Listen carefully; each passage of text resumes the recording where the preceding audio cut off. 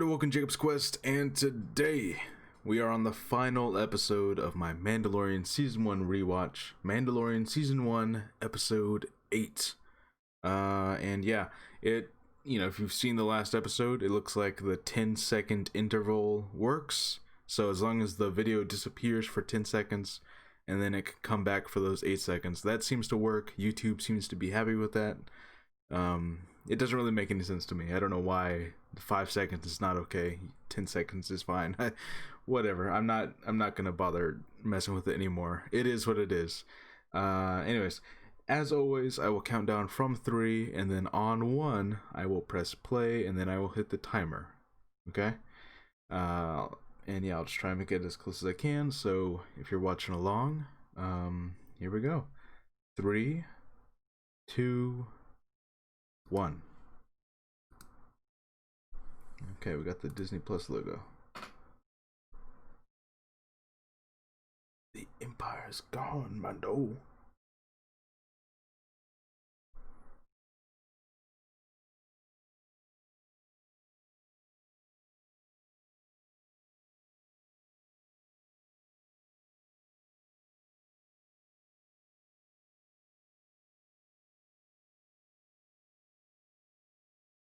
The heavy trooper is really cool, and again, I'm assuming you've all watched the show, so spoilers. I'm wondering if the heavy trooper's still alive, because they see all the Mandos, like all their helmets and stuff in the tunnels. So I'm gonna try and pay attention to see if we see the heavy Mandos, the heavy troopers, not heavy trooper, heavy Mandos helmet, because he's got a very distinct helmet.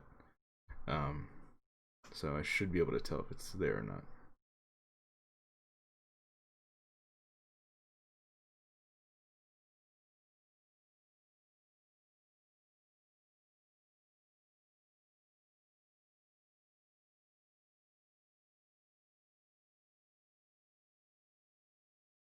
Oh, poor Quill.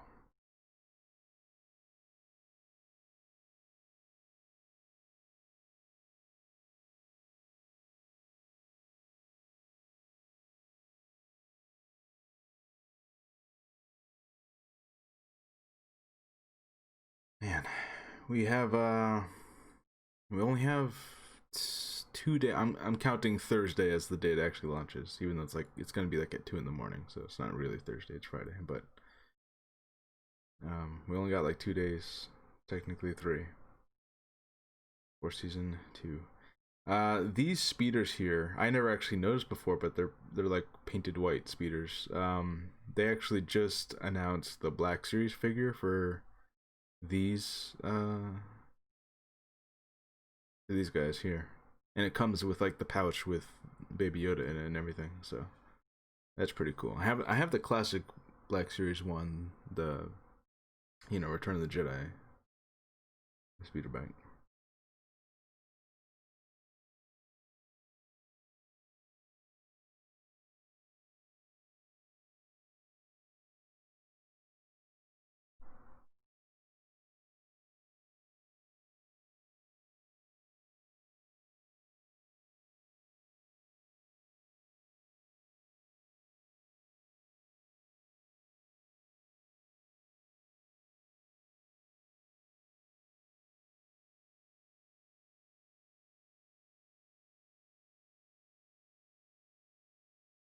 Man, that's crazy. I remember everyone got so mad that he was that he hit Baby Yoda. That was a thing for like a couple days on Twitter. Everyone hated the what's his name? Is it Andy Sudeikis? Is that the actor? I don't know if that's his name. But one of them is this comedian, and he's the one punching Baby Yoda. I remember everyone got really, really mad at him for like a day or something. That's funny.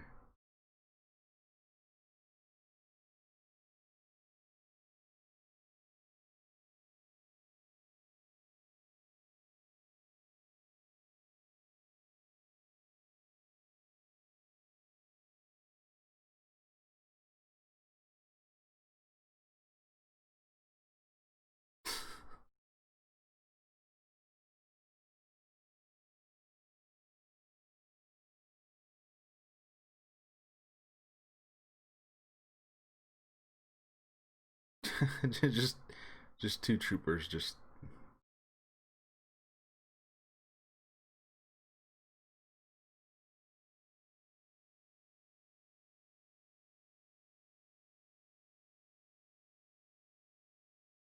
what are they waiting on exactly? They're waiting on some kind of confirmation, but like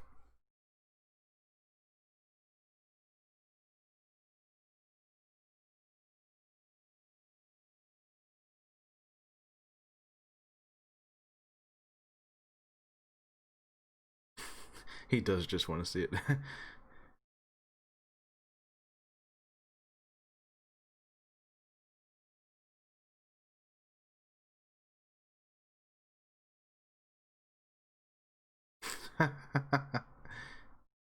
Oh, they hit him again.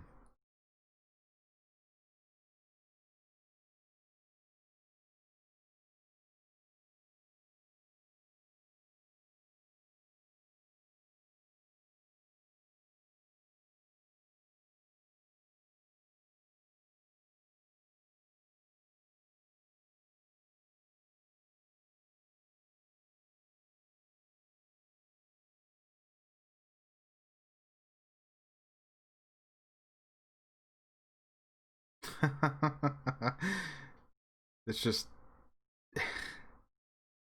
that was pretty brutal, but they punched the baby, so this is of course a very much a Taika written episode. Well, actually, I don't know if he wrote it. He must have had some hand in writing it. I know he directed it. Um, I guess we'll see in the credits, but I know he at least directed it. He must have written some of the dialogue.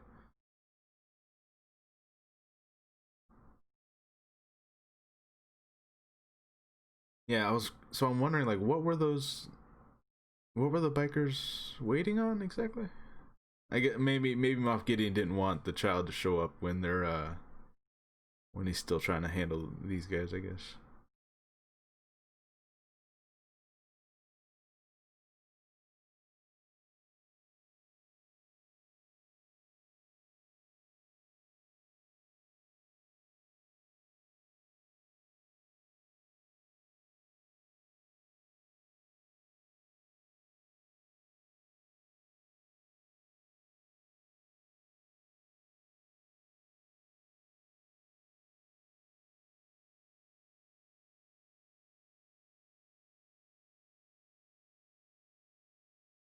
Yeah, I think the this e-web gun was another thing that was like it was like part of a toy or something back in the day, I believe.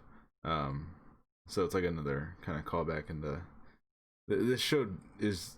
I think they've even said it. I think John Favreau even said it. Like this show is basically just a bunch of his action figures he wanted to play around with. Um, so I'm pretty sure this gun here is like from an old toy.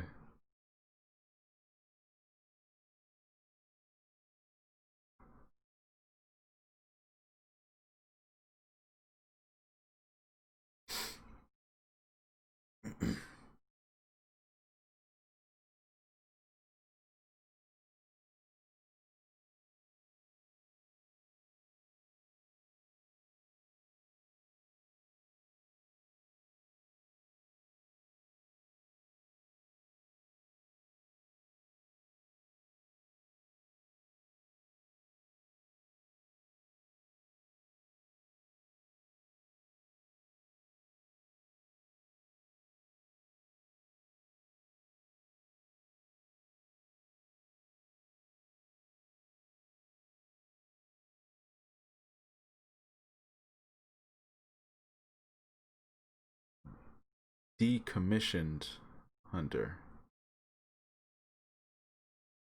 What do they mean by that? Decommissioned. It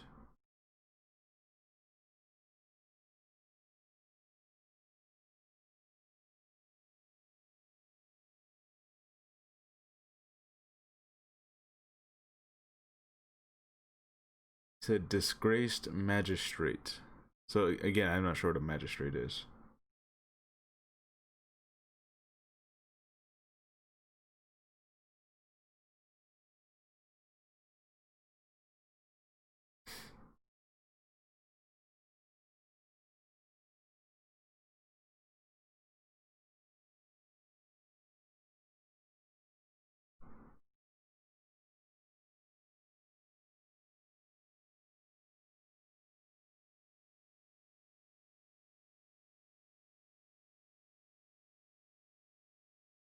Yeah, so that's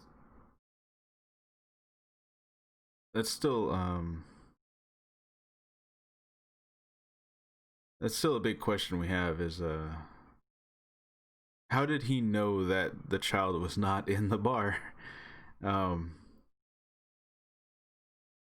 because like he just calls the guy and he's like, "Oh, you might want to double check that." Like so he somehow knew. It's very unclear how. The other thing is I understand I understand how he would know who Din Djarin is. I get that. But how does he know that the specific Mandalorian in there is Din Djarin? You know what I mean? Because he's never taken off the helmet. So how would he like? What if it was a different Mandalorian? Like how? I don't know.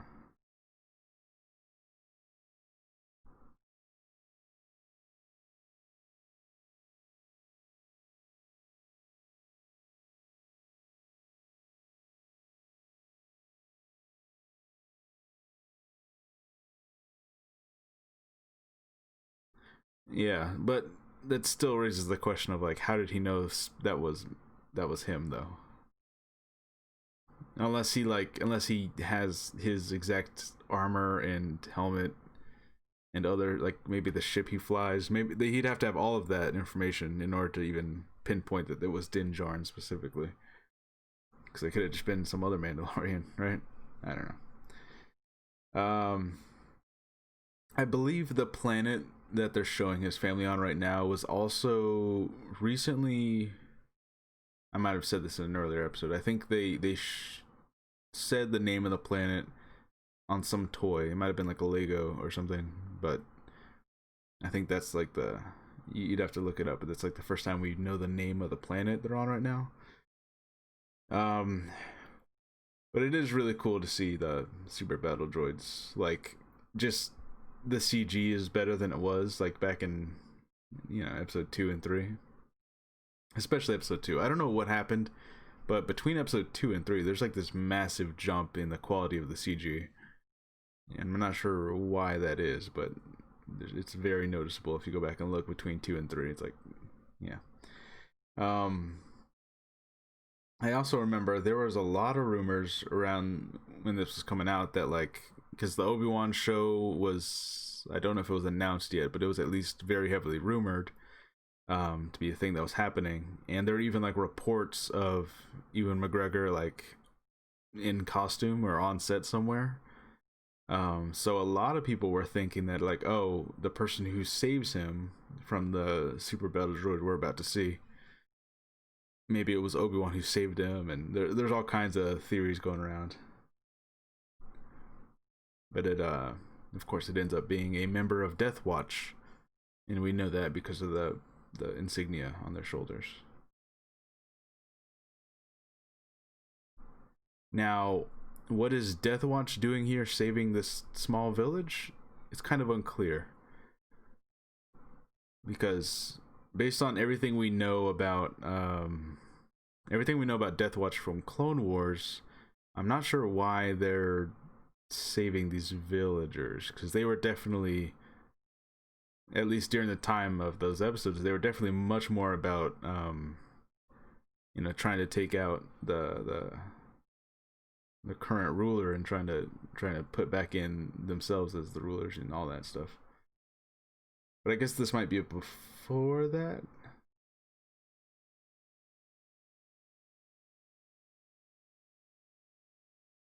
When would this be? I don't know. You'd have to do some math as to like how old Din Djarin is and when those episodes of the Clone Wars happened. So it's kind of hard to tell exactly if this is right before or right after those events. Because obviously, Maul shows up and he takes out what's his name, the Tar Vizsla or whatever his name is.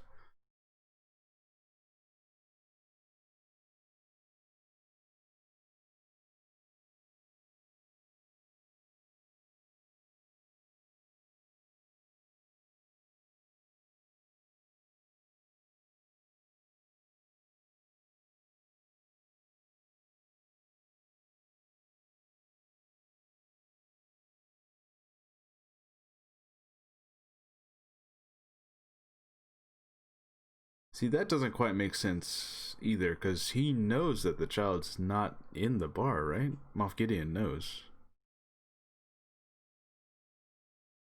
I don't know.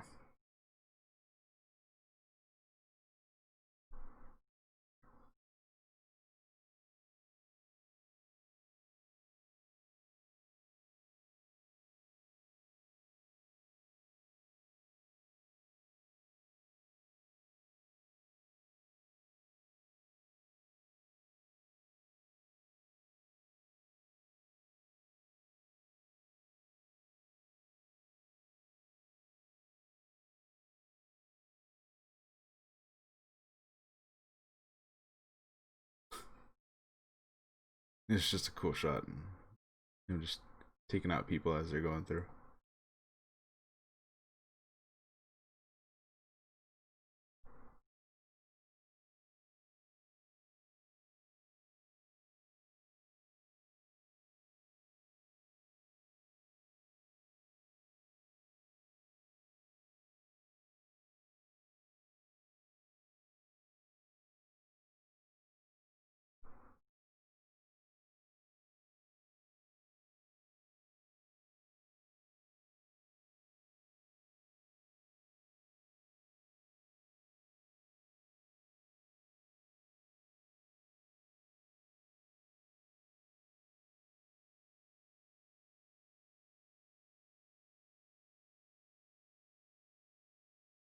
This is just a cool action scene. I just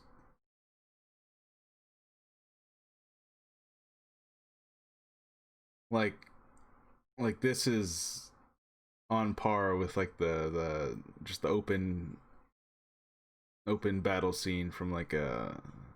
It reminds me a lot of Force Awakens when on what's it Takodana, right? When the Resistance shows up and there's all this fighting and like all of that stuff. This reminds me a lot of that.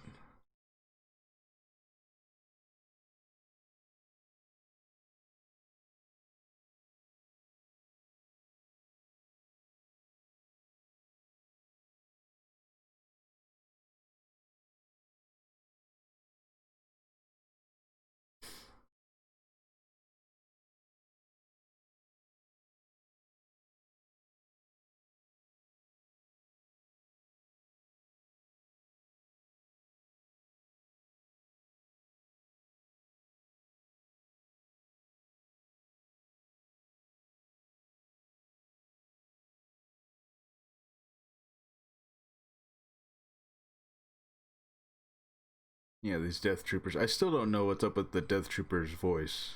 Like I think they do get they get like some kind of surgery on their vocal cords or something. I think,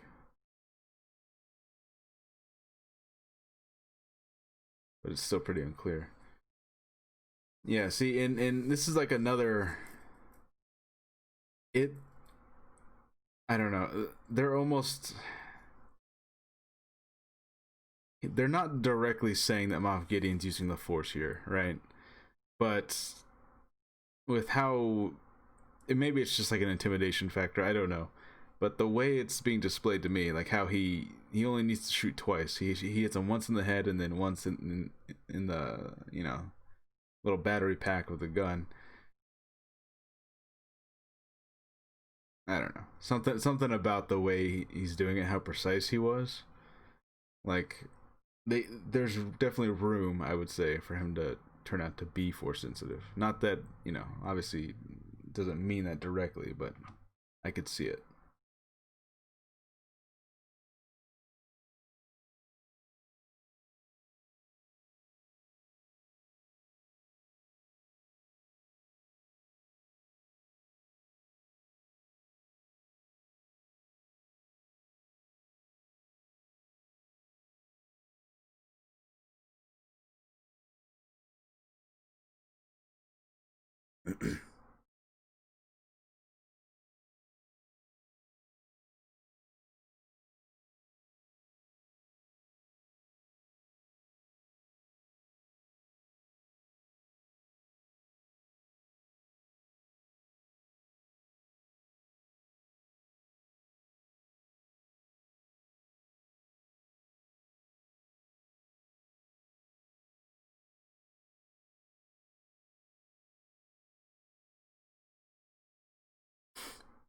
And they send in the was he an incinerator trooper, right?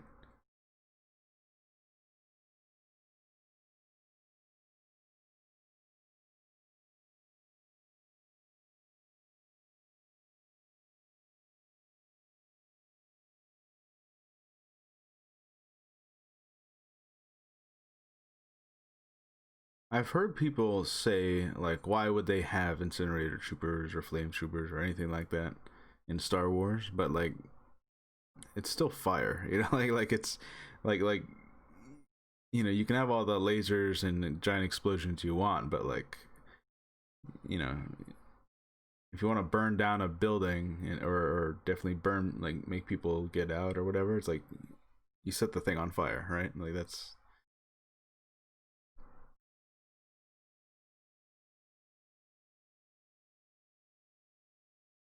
and then this cool moment here, which I always immediately think of Kanan's death scene where he's holding back the explosion.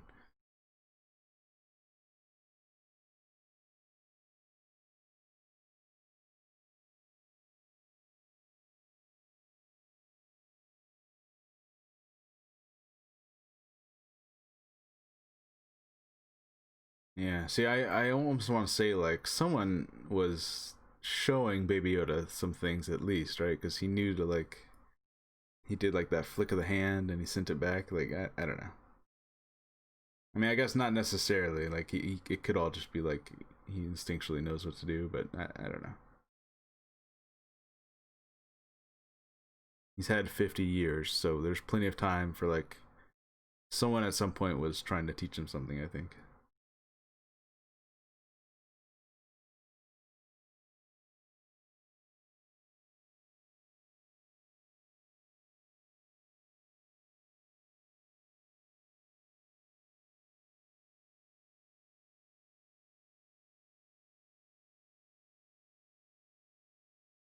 Yeah, and of course, it all the whole Mandalorian and the not trusting droids and specifically how he's the one who shot IG in the first episode. It's all coming full circle here, where he's like,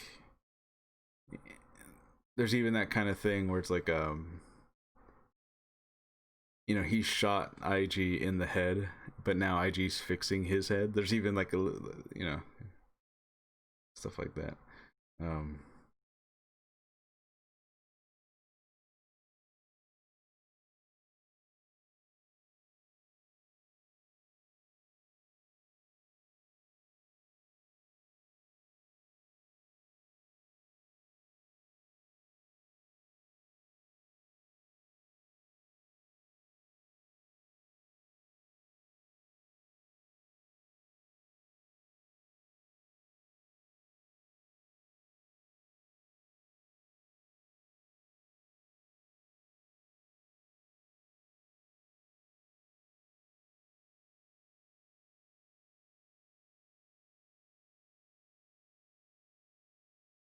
yeah. Um, no, it makes you feel sad for IG now. For the first season, they introduce two characters that you learn to like, and then they both end up dying. Um, and I imagine that trend will continue in the second season. So you have Cara Dune and Grief Karga here. I put it in my predictions list video, but I'm definitely expecting Grief Karga to not make it for the next season. Um,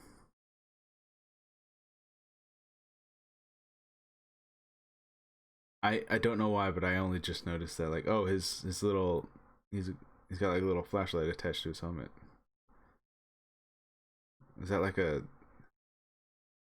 Cause that's not always there. So is it like a device that he attached to it, or did it like pop out of the helmet?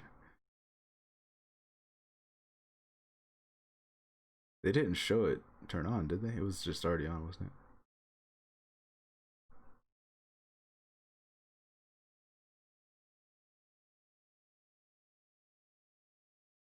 I wonder if they'll show him take the flashlight off his helmet. Maybe it's just like a little like a grip on the side that you can attach really anything to.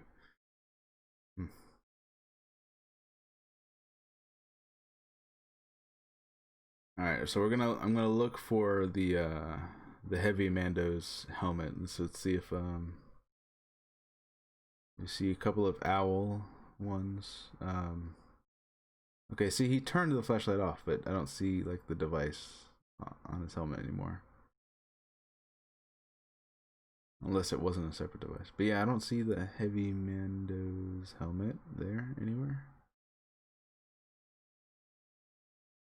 But you do get a better look now of some of the other colors they had. You see like there's like a red and an orange one. See, that's like a more of a bronze colored one. So you do see some other colors that the different Mandalorians in the background had. Um,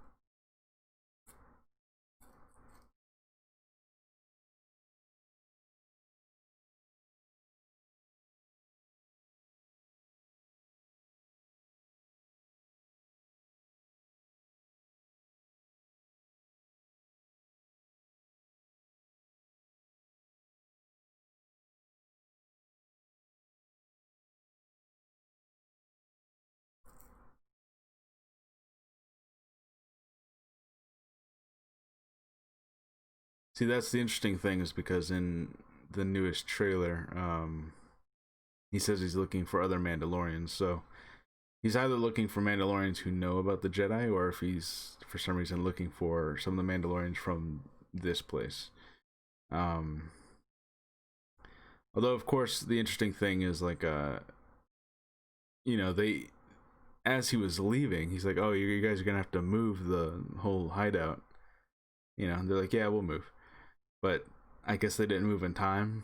The Imperials must have literally come like the same night or the next morning or something, because clearly they didn't have enough time to actually leave.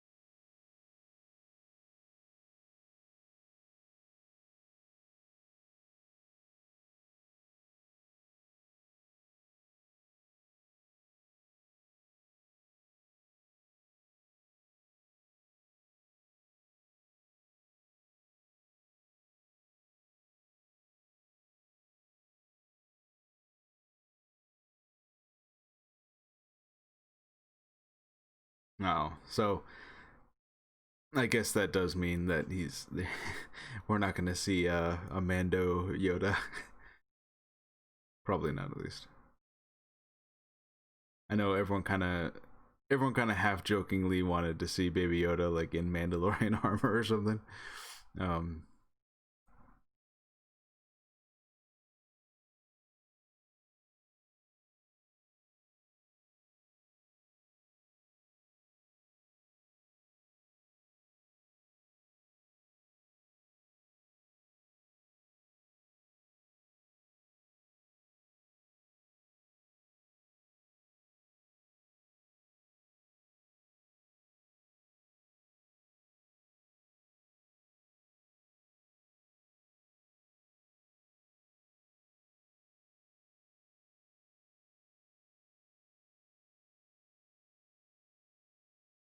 yeah, I feel like he's gonna end up holding on to Baby Yoda until he's of age or whatever.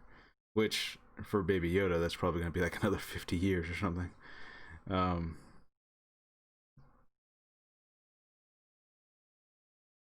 yeah, and she must have had a Mudhorn mold ready already. 'Cause there's no way she like forged that just now. She must have already had like a mold she poured it into.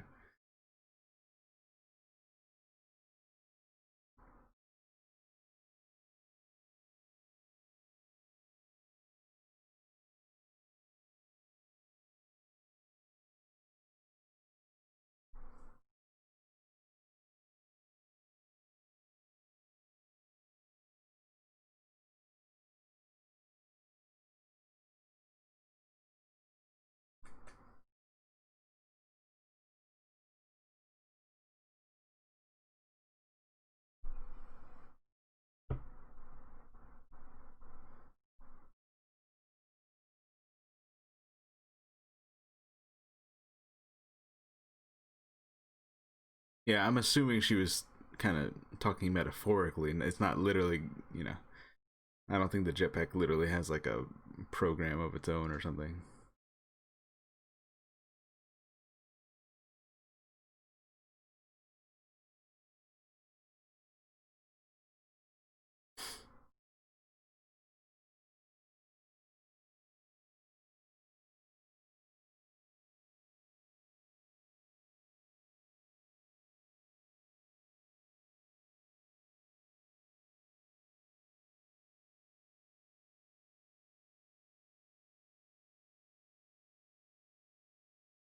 Yeah, and of course, you know, she fights off all the Imperials here, but it does still raise the question of like, is she? Well, I guess she is okay after this because they take care of Moff Gideon, kind of. um, I guess we'll have to see. I hope she's okay after this because I know she survives this, but um,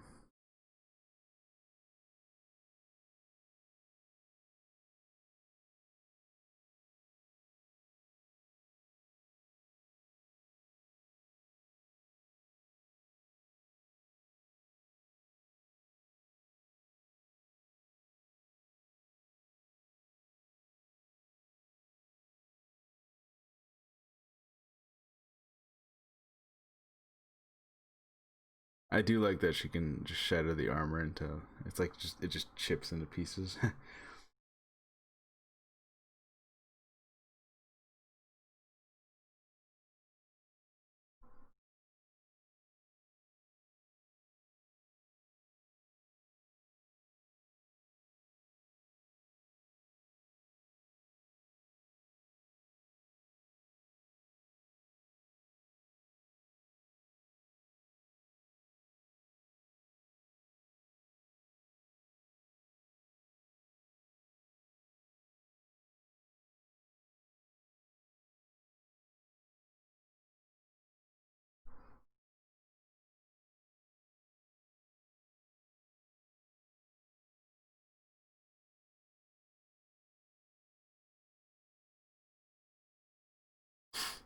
Yeah, this droid that rows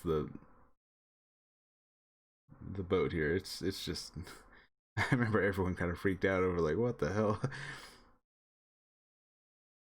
It's like a monster R2 unit.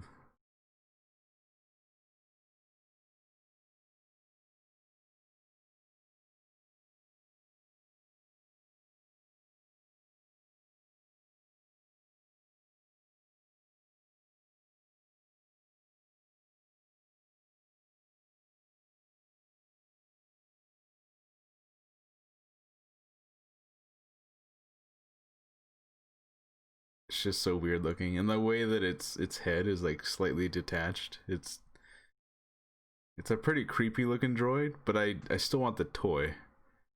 And I don't know if they've actually made one yet. I don't think they have.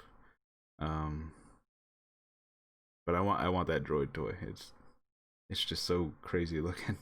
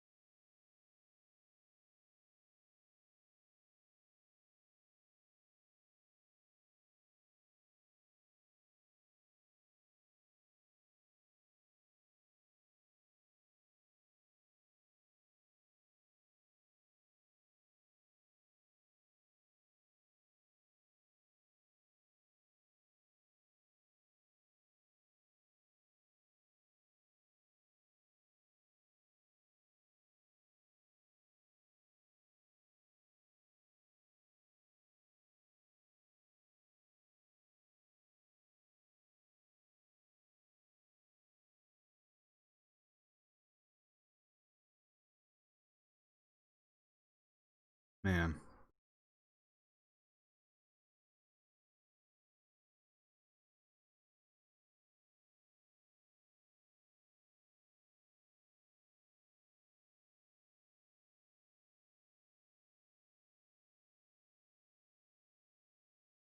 They made it so sad.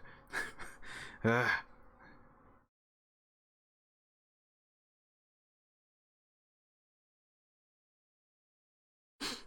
yes, you are.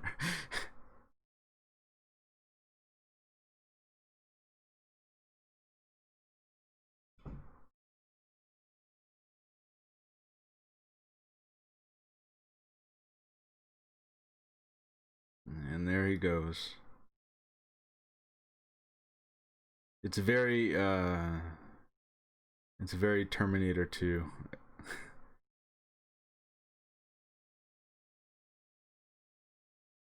I now know what it means to cry. That's the kind of vibe I'm getting here.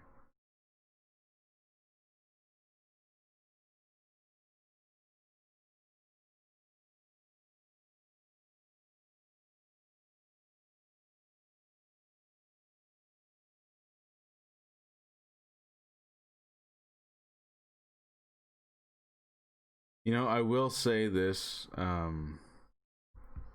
Is there no way they could have simply taken the explosive out of him and like just really well, just really well, like timed, time to throw? I think I said a welly, or just time to throw really well. You know, like I don't know. It feels like it could have been done. Or no, the bomb it would explode once it hit the lava, so you could like throw it just really accurately and like I don't know.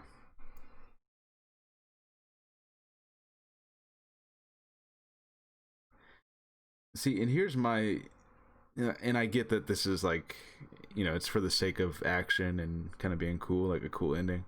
Um, but doesn't he still want the Baby Yoda? Like he still wants Baby Yoda alive, right? So why would he be firing at them like that? He wouldn't be actually trying to hit them, right?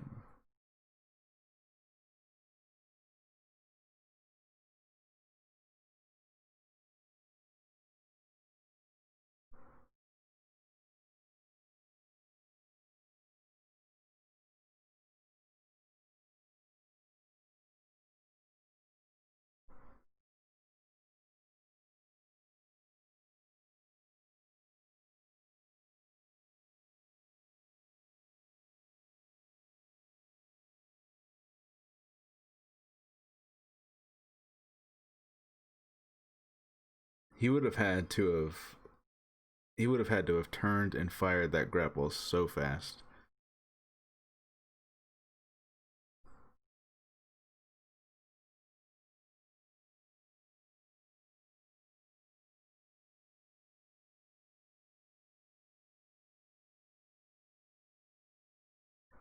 I have to imagine this is one of the more expensive sequences of the show.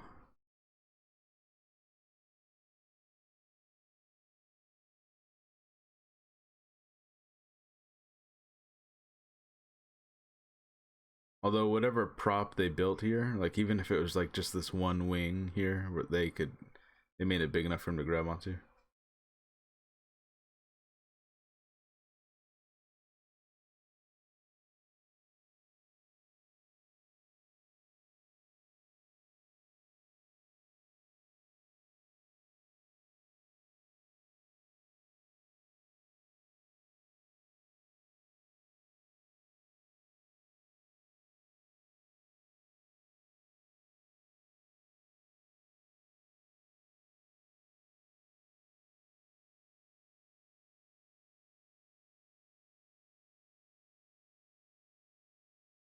Yeah, so they act like it's all pretty clean here, but there has to have been plenty of stormtroopers left because there was a lot of them. Um,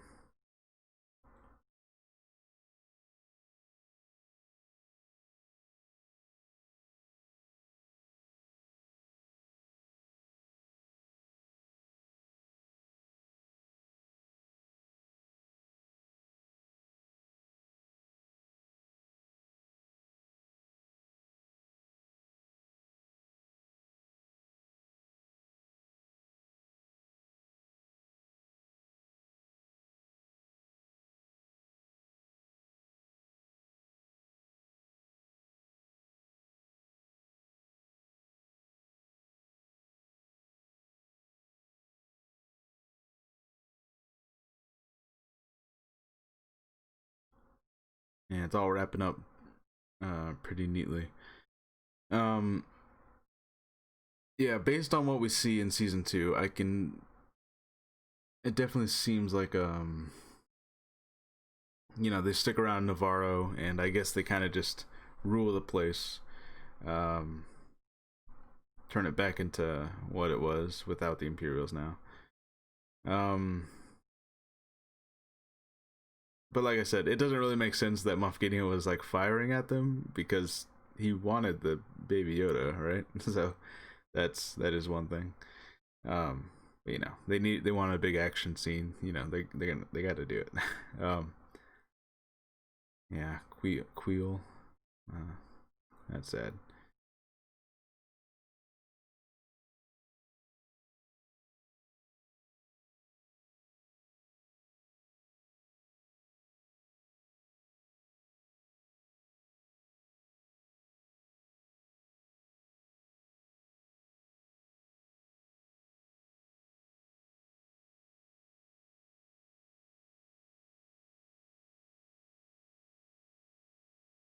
He's got. Oh yeah, that's the. He gave that to Cara Dune to show the lady when he thought he was gonna die.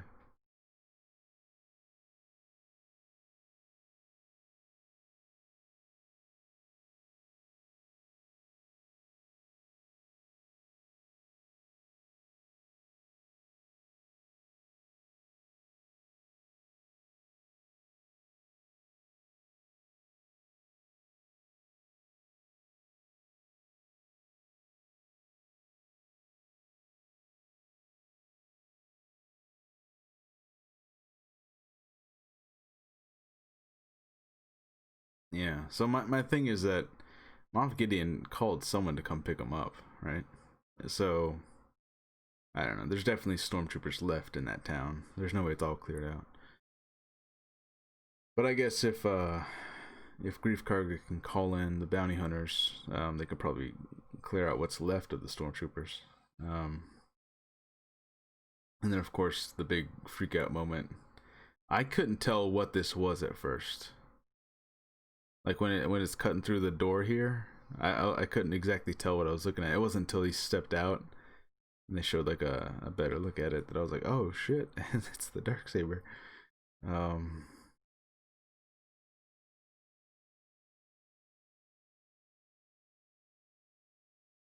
of course, this is like the ending shot that everyone like what. um, Actually, let's see. Directed by Taika Waititi, written by Jon Favreau. Okay, but I imagine that Taika Waititi. Okay, so I'm stopping the episode, stopping the timer. Um, like I was mentioning, how it doesn't really make sense for him to be firing at them if he wants the baby alive, because he was just shooting right at them. Sometimes you just gotta let little like you gotta let like plot things like that go for the sake of the action sequence. And that's why I don't like there's a lot of YouTube channels out there that they kind of like they're like analyzing film and they're like, well, this plot makes no sense. Like you would describe it as, I guess, cinema sins type things where it's like, oh, that's a ding against the film because this logically doesn't make any sense or whatever. And a lot of channels do that kind of thing when they're analyzing films or whatever. um but it's like, well, okay, sure, in the plot it's like, yeah, he wants the baby alive, so why would he be firing at them? But it's like, well, the answer is because they want an action sequence at the end of the episode. That's why. That's the reason. It's like sometimes you just have to accept. Like, and my thing is, like, this is not a new thing. This isn't even a recent thing. This has been happening for decades and decades. Sometimes things just happen because it's cool, you know. Um, and I don't know why. Like, I think it's just it became really popular on YouTube for everyone to like, oh, we're gonna be hypercritical about this and we're gonna talk about how it doesn't make any sense. But it's like it's because it's cool. That's why. There's no other answers. There's no, like, sometimes shit happens because it looks cool and it is cool. Like, I'm sorry, but sometimes it's like, fuck the logic of it. Let it be cool. Anyways, um, this episode was definitely cool, and yeah, still a lot of questions. Dark's, the dark saber, like, what happened to Bo-Katan? We're rumored, supposedly, we're gonna find out what happened to Bo-Katan. Ahsoka Tano, a lot of the Rebels people, yeah. And watching this again, I feel like what's gonna end up happening is that, um, it ends here on Navarro. All the trailers that we've gotten, a lot of the content that we've gotten from trailers appears like it's taking place on Navarro. We see lava pits, and we see, obviously, the two of them, Grief Karga and Cara Dune, show up, and they're standing right in front of what looks like the same little neighborhood of Navarro, right? Um, my only thing though is that if that all happens within the first episode of season 2, it would seem kind of strange that he leaves and then he immediately comes back, which leads me to believe that there has to be some kind of time jump, you know, and it could just be a couple weeks or a couple months, but I'm almost leaning towards it like, oh, it's been a year or something, maybe even longer, because the big thing of evidence is that Grief Karga, he went from having a dark colored mustache to having an entirely white full beard. So it's a full beard, but also it's white. So that leads me to believe, like, okay, it's been at least a year, 2 years. Carl Weathers is on the older side, right? But when your hair completely changes to white, at that point, it's like it's been at least some time. You can't tell me that it's been like a week. So I don't know when season two's picking up. I think there's gonna be some sort of time jump. And season 2, the first episode at least, is supposed to be like 52 minutes long or something, which is good. That was like one of the downsides of this season, was that it was relatively short.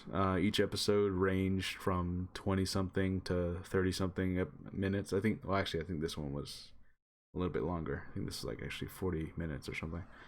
But yeah, in any case, I'm really excited, and it comes out over here. It comes out like Friday at 2 in the morning. But I want to say Thursday because that's when for me, it'll be like the same day. But it comes out like on Friday at 2 in the morning. So yeah, I think what I'm gonna end up doing is I'm gonna watch it on my own first. I'm not gonna do like a live watch for the first time, because, to be honest, I'm not gonna be talking when I watch it the first time. I'm gonna be paying very close attention to everything that's happening. But I'll watch it a second time, and I'll record that like I'm doing now, and I'll do like a watch along. That way I'll be able to talk while it's playing, and I won't feel like I'm missing anything because I already saw it.